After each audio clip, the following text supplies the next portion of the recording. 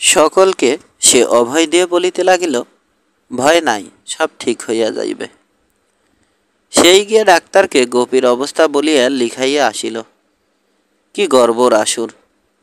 দেখুক কুবের, কেমন চটপটে পাকা লোক সে, দেখিয়া রাখুক। বেলা প্রায় 11টার সময় অবসর করিয়া ডাক্তারবাবু গোপীর পা পরীক্ষা করিলেন। পরীক্ষা করিয়া রাগের সীমা রহিল না ডাক্তারের। রাসুই কিনা বুক ঠুকিয়া কথা বলিতেছিল, তাহাকে গোপীর অভিভাবক ঠাওরাইয়া ধমক দিয়া ডাক্তার আর কিছু রাখিলেন না। এতকাল কি করিতেছিল তাহারা? বসিয়া বসিয়া ঘাস কাটিতেছিল। আগে আনিতে পারে নাই গোপীকে, পা যদি এবার কাটিয়া বাদ দিতে হয়। অপারেশন টেবিলে শুইয়া গোপী কপিলার হাত শক্ত করিয়া ধরিয়াছিল। গোঙাইয়া গোঙাইয়া সে তো কাঁদিতে থাকেই। কপিলাও মৃদু সুর তোলে কান্নার। তারপর ডাক্তারের ধমকে আচমকা স্তব্ধ হইয়া যায়। পরীক্ষা শেষ করিয়া ডাক্তার ভয়ানক কথা বলিলেন, এখানে রাখিয়া যাইতে হইবে গোপীকে। তবে এ কথাও তিনি বলিলেন যে, রাখা না রাখা গোপীর বাপের খুশি, জোর জবরদস্তি নাই। হাসপাতালের বারান্দায় পরামর্শ সভা বসিল। ডাক্তারের ধমকে রাসু বড় দমিয়া গিয়েছিল। সে আর কথা বলিল না। হয়তো এতক্ষণ গোপীর অবস্থার গুরুত্ব বুঝিয়া মনটাও তাহার খারাপ হইয়া গিয়া থাকিতে পারে। ঘরের মধ্যে গোপী কাঁদিতে লাগিল, আগো মাসি, আমি থাকুম না, আমারে নিয়া যাও। আর বাহিরে কুবের। গণেশার যুগল গম্ভীর মুখে বলা বলি করিতে লাগিল যে, এবার কি করা কর্তব্য। পরামর্শ করা একান্ত মিশে। ডাক্তার যে কথা বলিয়াছে, তারপর গোপীকে না রাখিলে চলিবে না এখানে। তবু তাহারা অজ্ঞ ও ভীরু গ্রামবাসী কিনা, দীর্ঘ পরামর্শ ছাড়া কোনো সিদ্ধান্তই তাহারা করিতে পারে না। গোপীকে মেয়ে ওয়ার্ডে ভর্তি করিয়া দেওয়া হইল। তারপর আর তাহাদের গোপীর কাছে থাকিবার উপায় রহিল না। আবার সেই 4টার সময় আসিয়া মেয়েটার সঙ্গে তাহারা দেখা করিতে পারিবে। গোপী কপিলাকে কিছুতেই ছাড়িবে না। কাঁদিয়া কাঁদিয়া সে বলিতে লাগিল, আগো মাসি, নিয়া দাও, কই থুইয়া দাও আমারে। হাঁটিতে হাঁটিতে তাহারা ফিরিয়া গেল নদীর ঘাটে। পথে কিনিয়া লইল কিছু চিরামুড়ি। এত বেলা অবধি কেহ তাহারা কিছু খায় নাই। নীরবে সকলে জলযোগ শেষ করিল। এবার কি করিবে তাহারা? এবার যুগলে থাকিবার উপায় নাই। নৌকা তাহার ভাড়া হইয়া আছে। সকালবেলায় তাহার দেবীগঞ্জ যাওয়ার কথা ছিল। কুবের এখন গ্রামে ফিরিবে তো। গ্রামের ঘাটে সকলকে নামাইয়া দিয়া যুগল সোজা চলিয়া যাইবে দেবীগঞ্জে। কুবের বলিল, তোমরা যাও, বৈকালে মাইয়াটারে একবার না দেখে আমি যাবো না। রাসু বলিল, আমিও থাকি আই। কুবের বলিল, না রাসু, যা গিয়া তুই। কয় থাকুম কি বৃত্তান্ত ঠিক নাই, তুই থাইকে করবি কি? গণেশ থাকিতে চাহিল। কুবের তাহাকেও বুঝাইয়া নিবৃত্ত করিল। কপিলা অবশ্য ফিরিয়া যাইবে, তাই তাহার থাকা না থাকার কথাই উঠিল না। কপিলাও কিছু বলিল না। কিন্তু কপিলাই শেষ পর্যন্ত নৌকায় উঠিল না। সেও বিকাল পর্যন্ত এখানে থাকিবে। গোপীকে আর একবার না দেখিয়া কি সে ফিরিতে পারে? আহা, মাসি মাসি বলিয়া মেয়েটা হয়তো কাঁদিয়া মরিতেছে। কেহ তাহাকে টলাইতে পারিল না। কুবের কত বলিল, নিজে সে কোথায় থাকিবে ঠিক নাই। কপিলা কোনো কথাই কানে তুলিল না। নৌকা চলিয়া গেল। কি দেখো মাঝি, কি ভাবো? কপিলা বলিল। জিগানের কাম কি তোর? কুবের বলিল। গোসা করো কেন? দেখো জাহাজ আহে। সেইখানে নদী তীরে দাঁড়াইয়া তাহারা চাহিয়া থাকে। চক্র আকারে পাক দিয়া জাহাজ আসিয়া ভিড়ে ভিড়ে জেটিতে। কি ভিড় হইয়াছে আজ জাহাজে। আজ পূজা শেষ। আজও দেশ দেশান্তরে মানুষ গৃহে ফিরিতেছে। আর কি অদিষ্ট কুবেরের! মেয়েটাকে আজ এই বিদেশে হাসপাতালে ফেলিয়া রাখিয়া মূর্ধের মতো সে দাঁড়াইয়া আছে নদী তীরে। কোথায় যাইবে কি করিবে ঠিক নাই। ভোর দিয়া জাহাজ ছাড়িয়া যায়। নদীর আলোড়িত জল ঢেউ তুলিয়া তীরে আশ্রাইয়া পড়ে। মেয়েটার জন্য এমনি ঢেউ উঠিয়াছে কুবেরের বুকে। হঠাৎ কপিলা বলিল, পয়সা করি আনছো? হ। কত? তা দিয়া কি কাম তর? আমি কিছু আনছি, লাগলে নিও। কপিলা আঁচলে গেরো বাঁধা পয়সা দেখাইল। কুবের হা না কিছু বলিল না। যেটি নির্জন হইয়াছে দেখিয়া খানিক পরে যেটিতে গিয়া ছায়ায় তাহারা বসিয়া রহিল। বেলা পড়িয়া আসিলে দুজনে হাসপাতালে গেল। কুবেরের এবার প্রথম মনে হইল, থাকিয়া বুঝি ভালো করিয়াছে কপিলা, নতুবা এমন করিয়া গোপীকে সে নিজে তো সান্ত্বনা দিতে পারিত না কপিলার মতো। তাছাড়া যে কাণ্ড আজ ডাক্তার করিলেন গোপীকে লইয়া, কপিলা না থাকিলে বুক বাঁধিয়া সে সময় কে থাকিত গোপীর কাছে? গোপীর হাঁটুর হাড়ি শুধু ভাঙে নাই, মস্ত একটা বাঁশের গোজ ঢুকিয়া গিয়েছিল মাংসের মধ্যে। পা ফুলিয়া সেটাতে আড়াল করিয়া ফেলিয়াছে। ডাক্তার এবেলা সেটা টানিয়া বাহির করিলেন। তারপর ভাঙা হাড়টা যতদূর সম্ভব স্বস্থানে বসাইয়া কোমারের কাছ হইতে পা পর্যন্ত কাঠের তক্তা বসাইয়া বাঁধিয়া দিলেন ব্যান্ডেজ। কুবের এসব দেখিল না। বাহিরে বসিয়া সে শুধু গভীর আর্তনাদ শুনিল।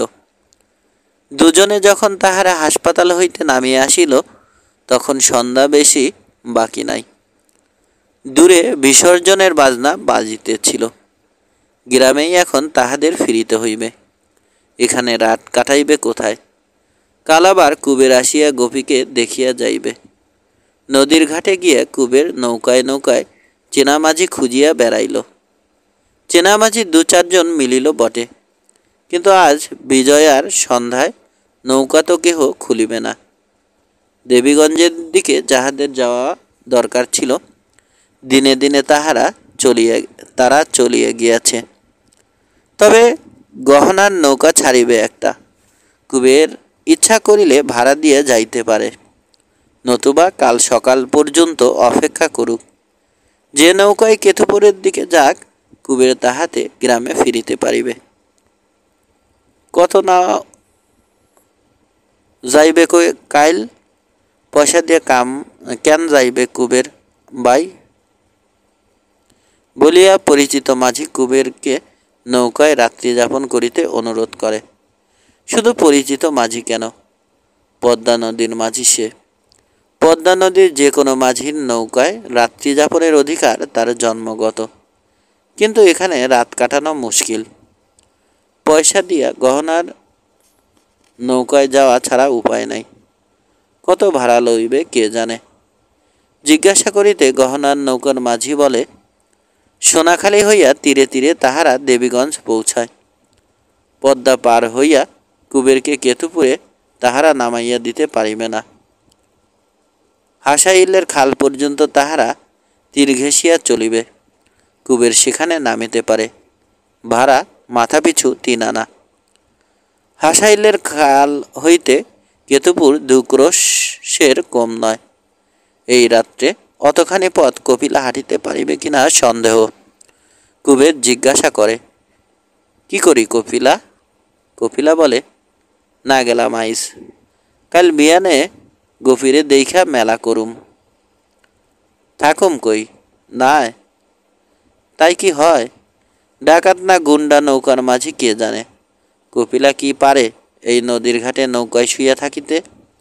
ওই তো ঘাটের হোটেল দেখা যায়, ওখানে ঘর ভাড়া নেওয়া যাক। কি আর করিবে কুবের? দর দস্তুর করিয়া 100 আনায় বড় একটা ঘরের একদিকে চাছের বেড়ায় ঘেরা স্থানটুকু ভাড়া করে। ঘরটা বা ঝাপ কিছুই নাই, ঢুকিবার জন্য একটু ফাঁক রাখিয়া ঘিরিয়া দিয়াছে। ঘরের মধ্যে সারি সারি মোটা পাটি পাতা। অতিথিরা রাত্রে শয়ন করিবে। ঘেরা স্থানটুকুর মধ্যে একখানা পাটিতে মেঝের প্রায় সবটা ভরিয়া গিয়াছে। বাহিরে খোলা চালার নিচে খাওয়ার জায়গা, রান্নাঘরেও কতগুলি পিঁড়ি। চালাটার মাঝখানে একটা কালি পরা লণ্ঠন রাখা হইয়াছে, বাকি সর্বত্র জ্বলিতেছে কেরোসিনের কুপি। কুবের গিয়া চালার নিচে বসিয়া খাইয়া আসে। চালার বাহিরে সকলের দিকে পিছনে ফিরিয়া বসিয়া খোলা আকাশের নিচে খায় কপিলা।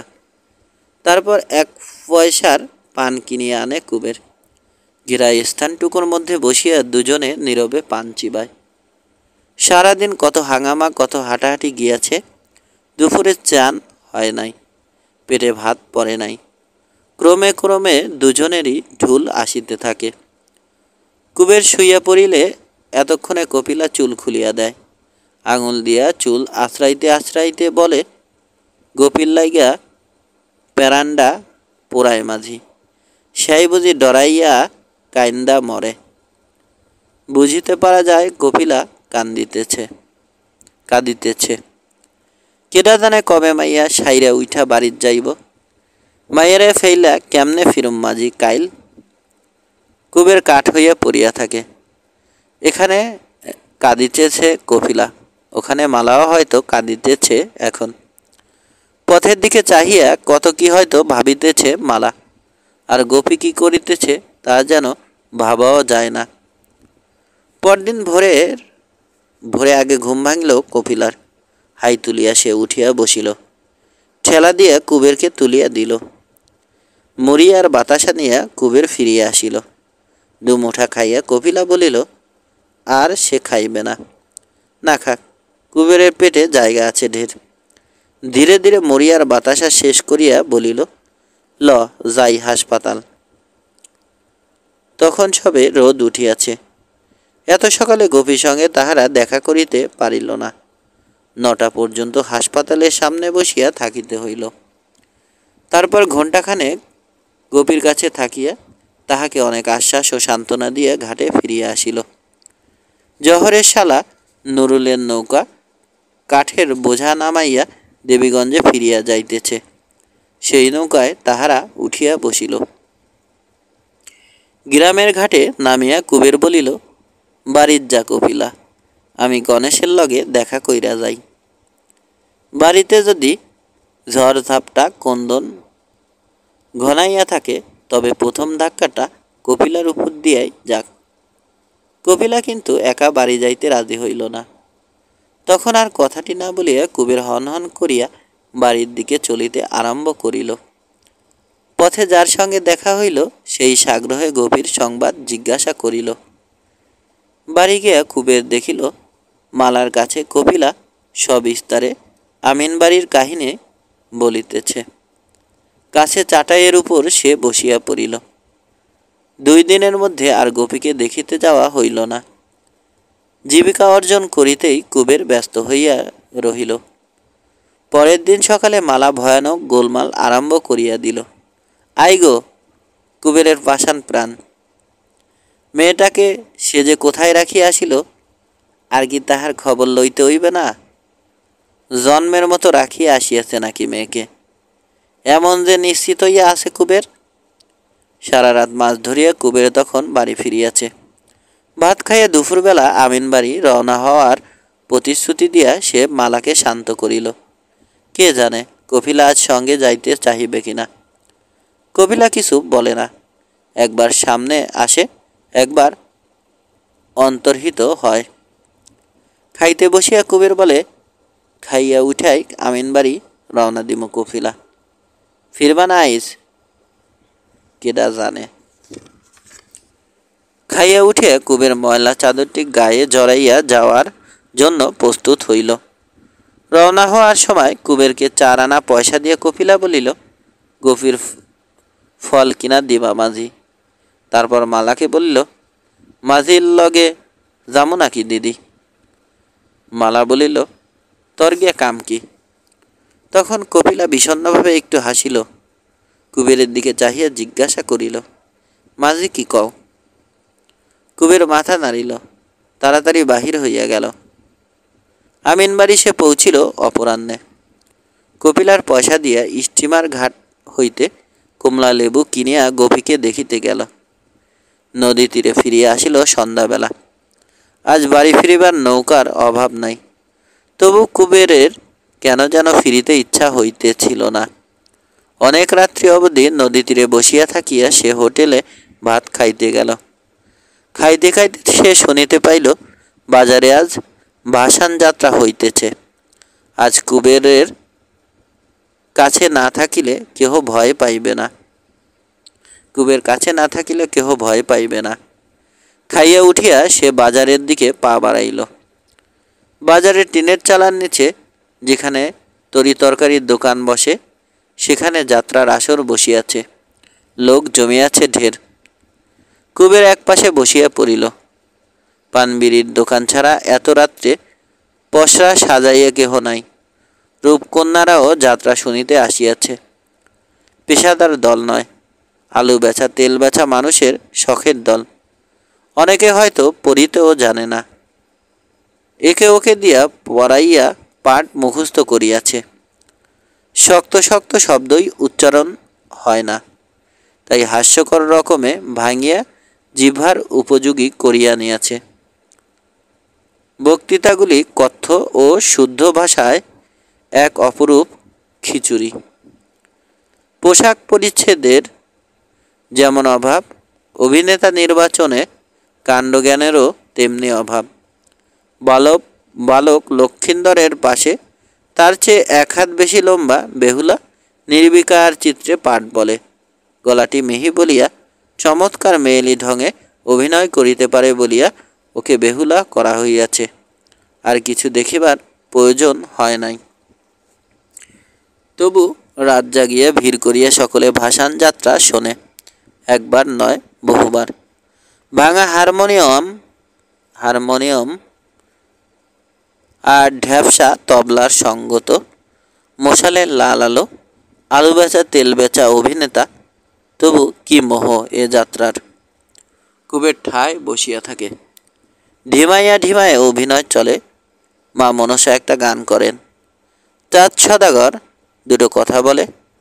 মৃত লক্ষিন্দর উঠিয়া একটা গান করিয়া আবার মরিয়া যায়।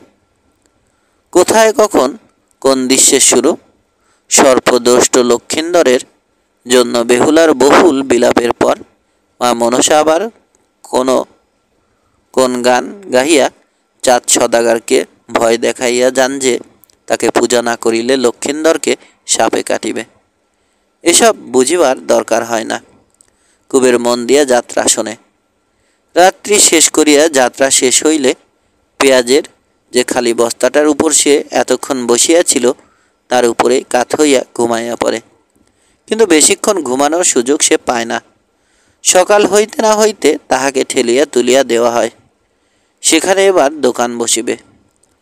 অনেক বেলায় সে গ্রামে ফেরে। দেখিতে পায় বাড়িতে অতিথি আসিয়াছে। কপিলার স্বামী শ্যামা দাস। লম্বা চৌড়া প্রকাণ্ড জোয়ান মানুষ। ঘাড় ছোয়া বাবরি চুল মাথায়। বোচা নাকটার নিচে একজোড়া গোপ। খুঁটিতে ঠেস দিয়া বসিবার ভঙ্গি দেখিলে মনে হয় বিশ্বজগতে কারো সে তোয়াক্কা রাখে না। কুবেরের মুখখানা স্নান হইয়া যায়। কে জানে কেন আসিয়াছে শ্যামা দাস। শ্যামা দাসের আসিবার উদ্দেশ্য জানিতে বেশি দেরি হইল না। এ পক্ষের বউটা তাহার মরিয়া গিয়াছে। কপিলাকে সে নিয়ে যাইবে। কখন যাইবে? বেলা পড়িয়া আসিলে এক সময় রওনা হইয়া যাইবে। সেজন্য কি? কুবের যদি খাতির করিয়া একটা দিন থাকিয়া যাইতে বলে তাতেও শ্যামাদাসের আপত্তি নাই।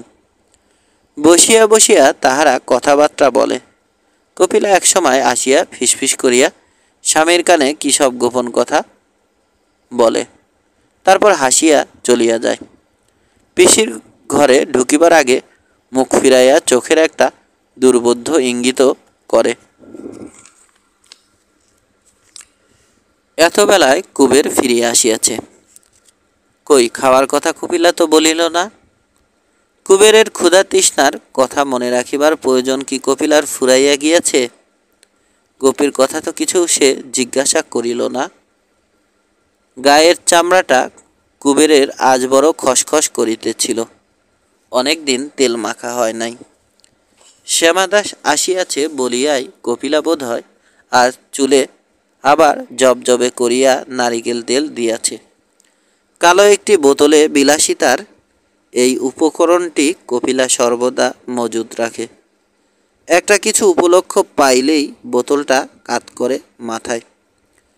শ্যামাদাসকে বসিতে বলিয়া কুবের কপিলার কাছে একটু তেল চাহিল। কপিলা কহিল, কি? রাধিবা তেল রাখা বাঁশের পাত্রটি আনিয়া বলিল, ধরো মাঝি, হাত পাতো। কুবের হাত পাতিলে পাত্রটা সে একেবারে উপর করিয়া ধরিল। এক ফোঁটা তেলও কুবেরের হাতে পড়িল না। কপিলা বলিল, আয় গো আয়, তেল তো নাই। বলিয়া কি হাসি কপিলার। কুবের কথাটি বলিল না। বাঁশের পাত্রটি হাত হইতে ছিনাইয়া লইয়া এই দুপুরবেলায় অভুক্ত অবস্থায় গ্রামের ভিতরে গিয়া 2 পয়সার তেল কিনিয়া আনিল। কপিলাকে দেখাইয়া দাওয়ায় বসিয়া সর্বাঙ্গে ঘষিয়া ঘষিয়া বহুক্ষণ ধরিয়া সে তেল মাখিল। নিজের দেহটিকে সে যেন কপিলার চুলের মতোই তেল জবজবে করিয়া ছাড়িবে। সারাদিন কপিলার সঙ্গে সে কথা বলিল না, কিন্তু সন্ধ্যার পর মাছ ধরিতে যাওয়ার সময় তামাকের গোলাটা সঙ্গে লইতে ভুলিয়া গেল। নৌকায় গিয়ে একাশে বসিয়া রহিল প্রতীক্ষায়। এই সময় গণেশ ও ধনঞ্জয় আসিয়া তাহার সঙ্গে যোগ দিল।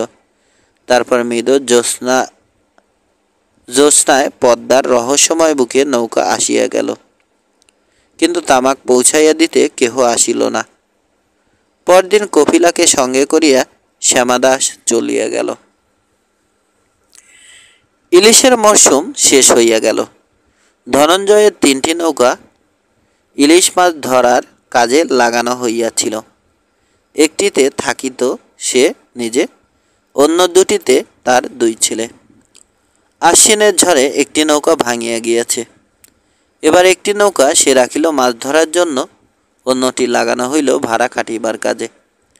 ছেলেরা মাছ ধরিবে, নিজে সে একজন লইয়া নৌকা বাহিবে। কুবেরকে ধনঞ্জয় পছন্দ করে না। গণেশকে সে তার নৌকার মাঝি হইতে বলিল, কিন্তু গণেশ কিনা বোকা, সে গেল পরামর্শ জিজ্ঞাসা করিতে কুবেরের কাছে। কুবের রাগিয়া বলিল, যা যা, খাট গিয়া, আদান খুরান নাই, আমারে জিজ্ঞাস কেন? কুবের অনুমোদন না করিলে তাহা হইবার নয়। গণেশ ধনঞ্জয়কে বলিয়া আসিল, তার নৌকায় একাশে মাঝির কাজ করিবে না। কুবের যদি করে তবেই সে করিবে, নতুবা নয়। শুনিয়া ধনঞ্জয় বলিল, যা মর গিয়া, তবে 50 জন মাঝি রাখুম। কলের জাহাজ পাইছস না? গণেশ তাহা জানে না। চিরদিন সে কুবেরের কথায় নির্ভর করিয়া আসিয়াছে। কলের জাহাজ হোক আর পানসি হোক, কুবের যেখানে নাই গণেশও নাই সেখানে। কুবেরের দাওয়ায় বসিয়া সে নিশ্চিন্ত মনে তামাক টানিতে লাগিল। আর কুবের গম্ভীর চিন্তিত মুখে ভাবিতে লাগিল, এবার কি করিবে। মাঝিগিরি সে করিবে সন্দেহ নাই, তবু গম্ভীর চিন্তিত মুখে অন্য কিছু করা যায় কিনা ভাবিতে কুবের চিরদিন বড় ভালোবাসে। কপিলা চলিয়া যাওয়ার পর ক্রমে ক্রমে কুবেরের অভাব বাড়িয়াছে। ঘরের লক্ষ্মী যেন চলিয়া গিয়াছে কপিলার সঙ্গে। পরিপূর্ণভাবে ক্ষুধার নিবৃত্তি আর হইতেছে না। সময়টা পর্যন্ত পড়িয়াছে খারাপ। জিনিসপত্রের দাম চড়িয়া গিয়াছে। বর্ষায় একটা ফসল নষ্ট হইয়াছিল। পাটের কল্যাণে আমন ধানের ফসলও হইয়াছে কম। চাষিদের ঘরে ধান নাই, আছে পাট। কুবেরের ঘরে কিছুই নাই। পাটের উপর চাষির অনিশ্চিত মরণ বাঁচন, কুবেরের জীবন ধারণ সুনিশ্চিত মাঝিগিরিতে। সেটা ভালো মতো জুটিতেছে না। একটা নৌকা যদি কুবেরের থাকিত পদ্মার ঘাটে ঘাটে, তবে সে কুড়াইতে পারিত জীবিকা। পরের নৌকায় লগি ঠেলিতে পাইবার ভরসায় বসিয়া থাকিতে হইত না। ভোরবেলা এখন নদীর বুক জুড়িয়া থাকে কার্তিকের কুয়াশা। যদিও অগ্রহায়ণ আসিয়া গিয়াছে। জলের তল হইতে মাঠঘাট মাথা তুলিয়াছে। কোথাও রবি শস্যের চারা উকি দিয়াছে, কোথাও সবে শস্য বীজ বপন করা হইতেছে। রাত্রে অল্প অল্প শীত করে, গায়ে কাপড় দিতে হয়। কুবেরের মন বড় খারাপ, কিছু ভালো লাগে না। গোপী হাসপাতাল হইতে ফিরিয়া আসিয়াছে। ভাঙা হাঁটুটি তাহার শক্ত হইয়া গিয়াছে, সে হাঁটিতে পারে না। ভবিষ্যতে আবার কোথায় হাড় ভাঙিয়া ঠিক করিয়া দিলে খুড়াইয়া হয়তো সে হাঁটিতে পারিবে। চলন তার স্বাভাবিক হইবে না কোনো দিন। যুগলকে জামাই করার আশা আর নাই। মেয়ের বিবাহ দিবার এবং সে উপলক্ষে কিছু টাকা পাইবার ভরসাও লুপ্ত হইয়া গিয়াছে। কি উপায় হইবে গোপীর? রাসু মাঝে মাঝে আসে, বেশ বুঝিতে পারা যায় গোপীর অবস্থা দেখিয়া সে বড়ই দুঃখিত হইয়াছে। গোপীর হাঁটুর ভবিষ্যৎ সম্বন্ধে ডাক্তার কি বলিয়াছে রাসু খুঁটাইয়া খুঁটাইয়া জিজ্ঞাসা করে। এক একদিন টিপিয়া টুপিয়া নিজেই পরীক্ষা করিয়া দেখিতে যায়, কিন্তু সন্তর্পণে সে যে স্পর্শ করে গোপীর হাঁটু। কি সন্তর্পণে সে যে স্পর্শ করে গোপীর হাঁটু? মালা হঠাৎ রাসুকে বড় খাতির করিতে আরম্ভ করিয়াছে। যুগল অবস্থা সম্পন্ন লোক, গোপীর দিকে সে আর ফিরিয়া চাহিবে না। চালচুলাহীন রাসু হয়তো গোপীকে গ্রহণ করিতে পারে। বড় দোটানায় পড়িয়াছে রাসু। আজ সে চাহিলেই গোপীকে পায়, এক পয়সা পণও তাহাকে দিতে হইবে না। কিন্তু সে কি এই গোপীকে চাহিয়াছে? এই পঙ্গু মেয়েটাকে? খোড়ামালাকে লইয়া কুবের সংসার পাতিয়াছে, অসুখী কুবের নয়। দারিদ্র্যের পীড়ন সে কষ্ট পায় বটে, কিন্তু পারিবারিক জীবনটি তাহার কামনা করিবার মতো। গোপীকে লইয়া হয়তো সে এমনি সংসার পাতিয়া বসিতে পারিবে। তবু মনটা খুঁতখুত করে রাসুর। খোড়া বউ হয়তো জীবনে কোনোদিন সে দাঁড়াইতে পারিবে না। যদি পারেও লাঠি ধরিয়া খোঁড়াইয়া খোঁড়াইয়া হাঁটিবে। পায়ের পঙ্গুত্বের জন্য দেহের হয়তো তার পুষ্টি হইবে না। চিরকাল কুৎসিত দেখাইবে তাহাকে। শেষ পর্যন্ত গোপীর পায়ের অবস্থাটা কি দাঁড়ায় দেখিয়া কর্তব্য নির্ণয় করার জন্য প্রতীক্ষা করাও বিপজ্জনক। হাসপাতালের ডাক্তার যদি পাটিকে ঠিক আগের মতো করিয়া দেয়। মরা মানুষ বাঁচায় ডাক্তার, কত ওষুধ কত যন্ত্রপাতি ডাক্তারের। একটা ভাঙা পা ঠিক করিয়া দেওয়া তাহার পক্ষে কঠিন নয়। তখন রাসুকে কি কুবের জামাই করিতে চাহিবে? আফসোস করিয়া মরিতে হইবে রাসুকে তখন। সাইরা যাইব কয় নাই ডাক্তার? রাসু জিজ্ঞাসা করে। হ, কুবের জবাব দেয়। কিন্তু একথা রাসু বিশ্বাস করিতে পারে না। গোপীর পা যে কিছুদিনের মধ্যে ঠিক হইয়া যাইবে, রাসুকে তাহা বিশ্বাস করাইতে এত বেশি আগ্রহ দেখায় কুবের যে রাসু সন্দিগ্ধ হইয়া ওঠে। হঠাৎ একদিন সে করে কি, চলিয়া যায় আমিন বাড়ি। হাসপাতালে গিয়ে জিজ্ঞাসাবাদ করে, বলে যে সে গোপীর আত্মীয়। কোনো মতেই কি গোপীর পাটি আগের মতো করিয়া দেওয়া যায় না? ডাক্তারের সামনে হাত জোর করিয়া সে দাঁড়াইয়া থাকে। কত বাকুল, কত উৎকণ্ঠিত আত্মীয় সে গোপীর। না, গোপীর দরদি আত্মীয়কে ভরসা ডাক্তার দিতে পারেন না। রাসু চিন্তিত মুখে গ্রামে আসে। আবার সে দেখিতে যায় গোপীকে। শীতের কুয়াশার মতো ফ্যাকাশে হইয়া গিয়াছে মেয়েটা। শীর্ণ রোগা মুখখানিতে জল করিতেছে দুটো চোখ। একটা খড়ের পুটলির উপর ভাঙা পাটি রাখিয়া এলাইয়া পড়িয়া আছে বিছানায়। রাসু মমতা বোধ করে। ময়নাদ্বীপে একে একে স্ত্রী পুত্রকে হারাইয়া যে নিষ্ঠুর বেদনায় বুক তাহার দীর্ণ হইয়া গিয়াছিল, তেমন বেদনা লক্ষ স্ত্রী পুত্রকে হারাইয়াও আর সে কোনোদিন অনুভব করিবে না। গভীর ভাঙা পাখানা দেখিলে মনটা শুধু কেমন করিয়া ওঠে। একদিন সকালে হোসেন মিয়া কুবেরের বাড়ি আসিল। মৃদু মৃদু হাসিয়া জিজ্ঞাসা করিল, কাম মিলে নাই কুবের ভাই?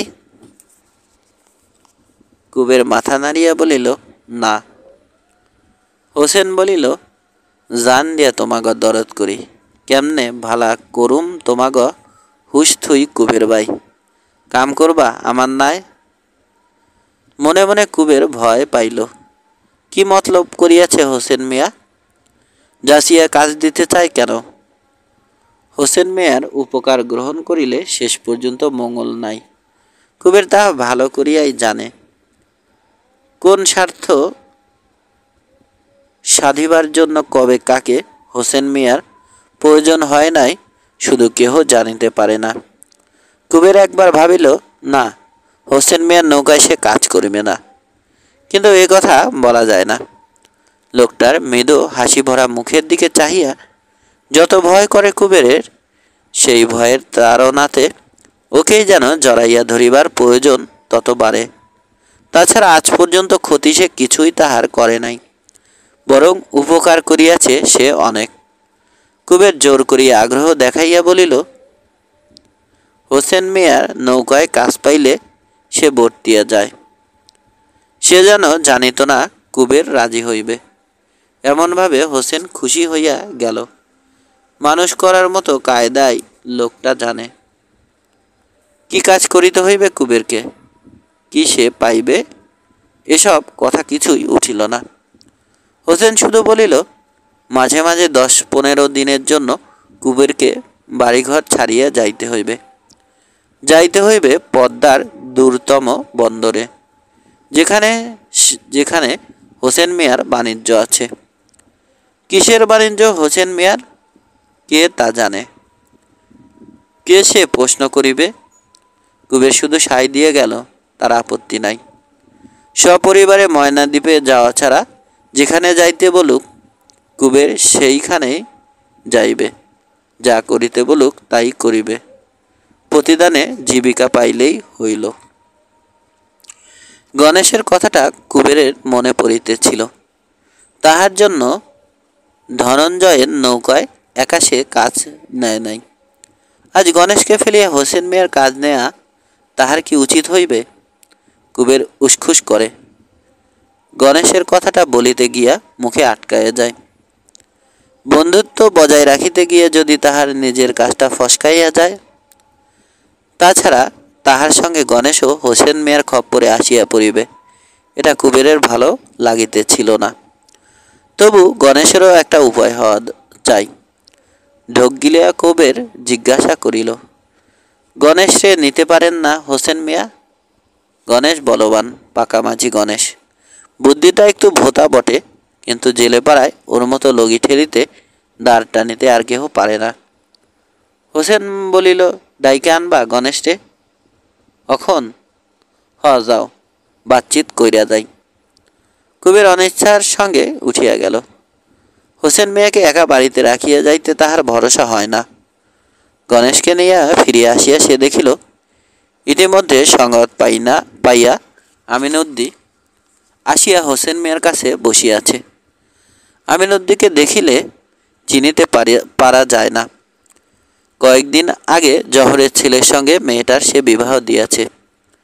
স্ত্রী পুত্রের অপমৃত্যুর পর এত তাড়াতাড়ি মেয়ের বিবাহ দিতে সকলে তাহাকে বারণ করিয়াছিল, কারো কথা শোনে নাই। যেটুকু বন্ধন ছিল তাও সে অধীর হইয়া চুকাইয়া ফেলিয়াছে। এবার সে কি করিবে সেই জানে। কুবেরকে দেখিয়া আমিনউদ্দি বলিল, ময়নাদ্বীপে যামো গিয়া কুবির, কাইজা মনে থুইও না, কসুর মাপ কইরো ভাই। ময়নাদ্বীপে যাবা কেন? কই যামো নাতি? কুবের ও গণেশ অভিভূত হইয়া আমিনউদ্দির দিকে চাহিয়া রহিল। সকলকে হারাইয়া রাসু একদিন ময়নাদ্বীপ হইতে ফিরিয়া আসিয়াছিল। এখানে আমিনউদ্দি সকলকে হারাইয়া ময়নাদ্বীপে যাইতেছে। আমিনউদ্দিকে ওখানে নেওয়ার জন্য হোসেন অনেক দিন হইতে চেষ্টা করিতেছিল।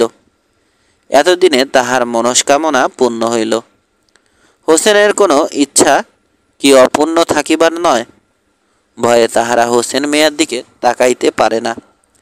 মনে হয় আশ্বিনের ঝড় নয়। হোসেন মিয়ায় গাছ ফেলিয়া আমিনউদ্দির কুটিরখানা চূর্ণ করিয়া দিয়াছিল। লোকে যে বলে কোনো কোনো মানুষের ভূতপ্রেতের উপর কর্তৃত্ব থাকে, হোসেনেরও তাই আছে কিনা কে জানে। একদিন রাত্রে সে যে হোসেন মিয়ার পকেট হইতে পয়সা চুরি করিয়াছিল সে কথা মনে করিয়া কুবেরের বুকের মধ্যে ঢিপ ঢিপ করিতে থাকে। এমন অলৌকিক শক্তি যার, সে কি টের পায় নাই চুরির কথা? ঘরের চালা হয়তো নয়, হয়তো হোসেনের পোষ মানা অন্ধকারের অশরীরী শক্তি সেদিন গোপীর হাঁটু ভাঙিয়া দিয়েছিল। বাড়ি ছিল না বলিয়াই কুবের সেদিন বাঁচিয়ে গিয়েছিল নিজে।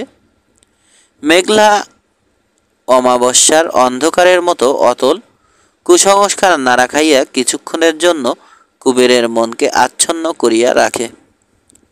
খানিক পরে আমিনউদ্দি উঠিয়া গেল। তখন হোসেন কুবের ও গণেশকে বুঝাইবার চেষ্টা করিল, ময়নাদ্বীপে গিয়া মঙ্গলে হইবে আমিনউদ্দির। এখানে শোকে দুঃখে কাতর হইয়া থাকিবে লোকটা, তার চেয়ে সেখানে গিয়ে আবার বিবাহাদি করিয়া ঘর সংসার করা কি ভালো হইবে না ওর পক্ষে? ময়নাদ্বীপ কি সেরকম আছে এখন? জঙ্গল সাফ হইয়া এখন সেখানে নগর বসিয়াছে। হোসেন মিয়া চলিয়া গেলে গণেশ ও কুবের বসিয়া অনেকক্ষণ গল্প করিল। ভবিষ্যতের সব জল্পনা কল্পনা। চাকরি পাইয়া দুজনেই খুশি হইয়াছে। দেনা পাওনার ব্যাপারে হোসেন মিয়া কৃপণ নয়।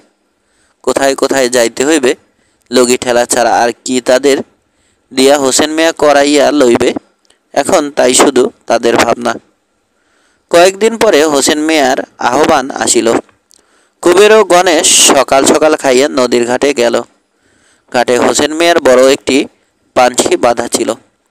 নৌকায় আরও দুজন মাঝি আছে, তারাও হিন্দু।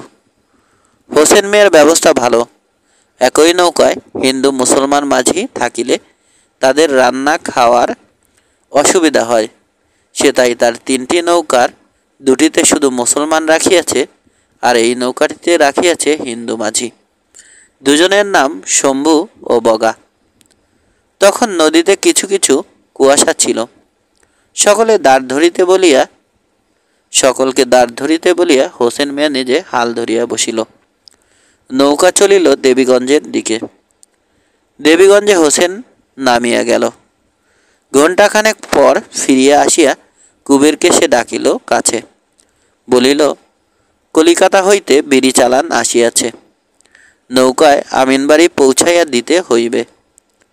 সেখানে গিরিধারী সাহার গদিতে খবর দিলে তাহারা মাল নামাইয়া লইয়া যাইবে।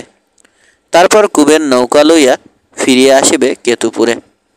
দ্বিতীয় আদেশ না পাওয়া পর্যন্ত নৌকা কেতুপুরেই বাঁধা থাকিবে। সকলকে সঙ্গে করিয়া হোসেন রেলের মাল গুদামে গেল। টাকা দিয়া মাল খালাস করিয়া আর সে কথা বলিল না। কুবেরের হাতে 3টি টাকা দিয়া যেটিতে যে স্টিমারটি বাঁধা ছিল সোজাসুজি তাহাতে গিয়া উঠিল। হোসেন মুখে বলিয়া যায় নাই, তবু কাহারও বুঝিতে বাকি থাকে নাই যে সমস্ত ভার সে দিয়া গিয়াছে কুবেরকে। কুবেরই সব ব্যবস্থা করিবে। কুবের প্রথমটা একেবারে অভিভূত হইয়া গেল। একই সম্মান তার, একই সৌভাগ্য। এত বড় একটা নৌকা, 3জন জবরদস্ত মাঝি, 300-400 টাকার মাল, এ সমস্তের উপর কর্তৃত্বের অধিকার তাহার একার। সকলের রাহা খরচের টাকা পর্যন্ত হোসেন মিয়া তাহার জিম্মা করিয়া দিয়া গিয়াছে। মাল তুলিতে বলিতে গিয়া কুবেরের মুখে কথা আটকাইয়া গেল। ভয়ে ভয়ে সে একবার সকলের মুখের দিকে চাহিল। হোসেন মিয়ার পক্ষপাতিত্বে না জানি মনে মনে ওরা কত রাগিয়াছে। তারপর কুবের নীরবে একটা প্যাকিং কেস তুলিয়া লইল। শম্ভু জিজ্ঞাসা করিল, জলপানি দিবা না কুবির? কুবের ক্ষীণকণ্ঠে বলিল, মাল নাই তুইলা দিলে চলব না? তা চলিবে। ধীরে সুস্থে তাহারা বিড়ির কেসগুলি নৌকায় তুলিতে লাগিল। কাজে কারো যেন গা নাই। কাজের চেয়ে কথা বলিয়া কুবেরের সঙ্গে খাতির জমাইবার চেষ্টাই তাদের বেশি। এক প্রস্ত মাল রাখিয়া আসিয়াই বগা কুবেরের কাছে একটা বিড়ি দাবি করিয়া বসিল। ওদের দেখা দেখি গণেশ যে গা ছাড়িয়া দিয়াছে। কুবের মনে মনে বিরক্ত হইয়া উঠিল, কিন্তু মুখে কিছু বলিতে সাহস পাইল না। মাল বোঝাই হইলে কুবের চিরাগুড় কিনিয়া দিল সকলকে। বসিয়া বসিয়া এত আরামে তাহারা চিরা চিবাইতে লাগিল যেন আজকের মতো কাজকর্ম সব শেষ হইয়া গিয়াছে। নৌকা খুলিবার পরেও তাহাদের শৈথিল্য ঘুচিল না। এমনভাবে দাঁড় টানিতে লাগিল যেন কতকাল আগে তারা মরিয়া গিয়াছে। কুবের বলিল, গাও লাগাও ভাই, জোরে খ্যাপ মারো। শম্ভু বলিল, কেন? কুবের সাহস করিয়া বলিল, কেন কি? সারাদিন লাগাইয়া আমিন বাড়ি যাও নে? হোসেন মিয়া শুইনা কইব কি? শম্ভু বলিল, হোসেন মিয়া শুনব কেন? বলিয়া শম্ভু হাসিল। দ্বার উঁচু করিয়া রাখিয়া বুক চিতাইয়া বলিল, ডরাও নাকি হোসেন মিয়াকে? কুবির আয়। কুবেরের পরিচয় এতক্ষণ ওরা পাইয়া গিয়াছে। সর্দার বলিয়া আর মানিবে না, বন্ধুর মতো সমানভাবে কথা কহিবে। কুবের বড় বিমর্ষ হইয়া যায়। কত বড় পদটা হোসেন মিয়া তাহাকে দিয়া গিয়াছে। ইতিমধ্যে সে তার পদমর্যাদা হারাইয়া বসিল। প্রথম প্রথম যখন ওরা খাতির করিয়া ভাব জমাইবার চেষ্টা করিয়াছিল, তখন একটু দূরত্ব বজায় রাখিয়া চলিলে ভালো হইত। গণেশটা পর্যন্ত ওদের সঙ্গে মিলিয়া তার সঙ্গে ইয়ার্কি জুড়িয়া দিয়াছে। ওরা কথা বলিবে নাকি? ভয় দেখাইবে? ওরা অবশ্যই চটিয়া যাইবে, কিন্তু তাহাতে কি আসিয়া যায় তার? স্বয়ং হোসেন মিয়ার সে নির্বাচিত প্রতিনিধি, তবু জোর করিয়া কুবের কিছু বলিতে পারে না। যেটুকু সে বলে সকলে হাসিয়া উড়াইয়া দেয়। নৌকা অগ্রসর হয় মনোত্থর গতিতে। আমিনবাড়ি পৌঁছাতে বিকাল হইয়া গেল। গিরিধারী সাহার দোকানে খবর দেওয়া হইল বটে, কিন্তু সেদিন মাল খালাস করিতে কেহ আসিল না। রাত্রে হোটেলে খাইয়া কুবের নৌকায় শুইয়া রহিল।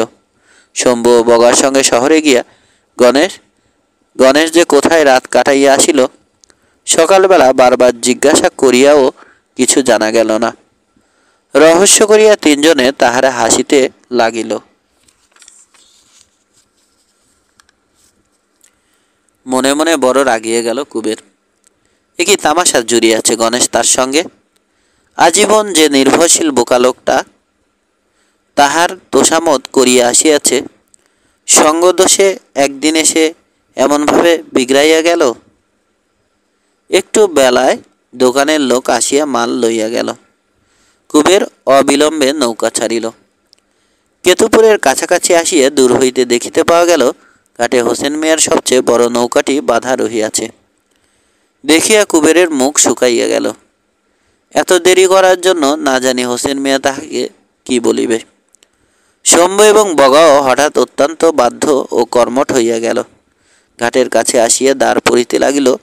ঝপ ঝপ গতি বাড়িয়া গেল নৌকার। হোসেন মিয়া নৌকার সামনে বসিয়া তামাক টানিতেছিল। চইয়ের মধ্যে জড়সড় বসিয়াছিল একটি নগ্ন দেহ, বছর 40 বয়সের পুরুষ, দুটি মাঝবয়সী রমণী ও তিনটি ছোট ছোট ছেলে মেয়ে। দেখিয়া মনে হয় একটি মুসলমান পরিবার। কুবের ওদের চিনিতে পারিল না। হোসেন মিয়ার আত্মীয় স্বজন যে নয়, সহজেই টের পাওয়া যায়। ময়লা ছেঁড়া কাপড় ওদের পরনে, শীর্ষ দেহে শুষ্ক, মুখে দারিদ্র্যের সুপরিচিত ছাপ। ভয়ে ভয়ে কুবের হোসেন মিয়ার দিকে তাকায়, কিন্তু হোসেন মিয়া এতটুকু বিরক্তির লক্ষণ দেখায় না। দাড়িতে হাত বুলায় একবার শুধু জিজ্ঞাসা করে, মাল খালাস দিছ? কুবের রসিদটা তার হাতে দেয়। তারপর 1 টাকা 10 আনা ফিরাইয়া দিয়ে বলে যে রাহা খরচ বাবদ 1 টাকা 6 আনা লাগিয়াছে। বলিয়া তাড়াতাড়ি হিসাব বসে দাখিল করিতে আরম্ভ করে। বেশি নয়, 3 টাকা হইতে 2 আনা পয়সা মোটে সে চুরি করিয়াছে। তবু বুকের মধ্যে তাহার ঢিপ ঢিপ করিতে থাকে। হোসেন মৃদু মৃদু হাসে। বসে রও ভাই, হিসাব দিবানে পরে। সেদিন ছুটি। পরদিন আবার পাড়ি দিতে হইবে। এবার কাছাকাছি কোথাও নয়, একেবারে সেই চাঁদপুর ছাড়াইয়া মেঘনার মোহনার দিকে। গন্তব্যস্থানটি ঠিক কোথায় হোসেন ভাঙিয়া বলিল না। কুবেরের প্রশ্নে মৃদু মৃদু হাসিয়া জবাব দিল, ব্যস্ততা কিরে, চাঁদপুর গিয়া কুবের নোঙর ফেলুক, ঠিক সময় সেখানে হাজির হইয়া হোসেন স্বয়ং নৌকার ভার নিবে, বলিয়া দিবে কোন পথে চলিবে নৌকা, কোথায় গিয়া শেষ হইবে যাত্রার। এবার মাল নয়, মানুষ যাত্রী। হোসেনের নৌকায় যে মুসলমান পরিবারটি আসিয়াছে তাহারা। কুবের ও গণেশ কতদিনে বাড়ি ফিরিতে পারিবে বলা যায় না। বাড়িতে খরচ দিয়া যাওয়ার জন্য হোসেন দুজনকে 5টি করিয়া টাকা দিল। বাড়ির পথে গণেশের সঙ্গে কুবের কথা বলিল না, বড় সে চটিয়াছে গণেশের উপর। গণেশ সঙ্গে সঙ্গে চলে, এ কথা সে কথা বলে। কুবের নীরব হইয়া থাকে, মুখ ফিরাইয়া চাহিয়াও দেখে না। গণেশের কিনা মোটা বুদ্ধি। কুবের যে রাগিয়াছে এটা সে টের পাইল একেবারে বাড়ির কাছাকাছি গিয়া। টের পাইবা মাত্র সে বিবন্ন হইয়া বলিল, গোসা করছো নাকি কুবিরদা? কুবের বলিল, যা যা বাড়ির যা, বাদে বকস কেন?